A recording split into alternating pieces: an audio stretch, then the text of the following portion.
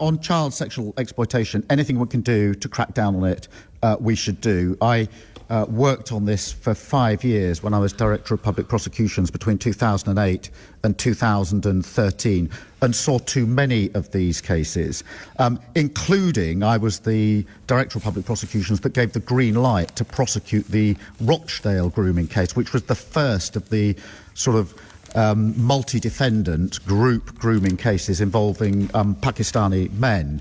And so anything we can do to crack down on these cases, I'm in favour of us doing.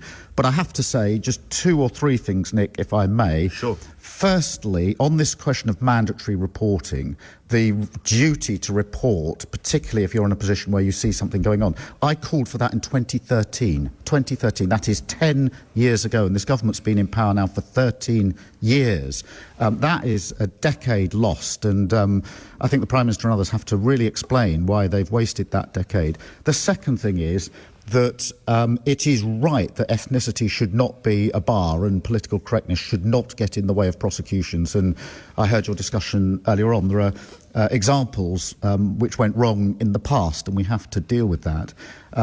But the vast majority of sexual abuse cases do not involve those of ethnic minorities. And so I'm all for clamping down on any kind of case. But if we're going to be serious, we've got to be honest about what the overlook is. And just one last thing, Nick, because it was really instructive for me.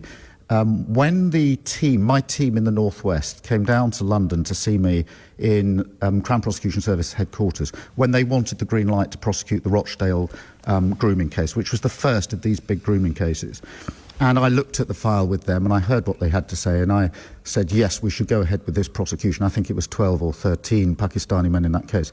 But it came to my attention that one of the men that we were seeking to prosecute had previously been arrested and not charged a number of years before. So I said, yes, you can have permission to green light for this Rochdale grooming case, but I want to understand why this man wasn't prosecuted before. And then I looked at the file. I got them to pull out the file for me. I looked at the file, and what I found there was something which concerned me, because what I found was good faith police officers, good faith prosecutors who made a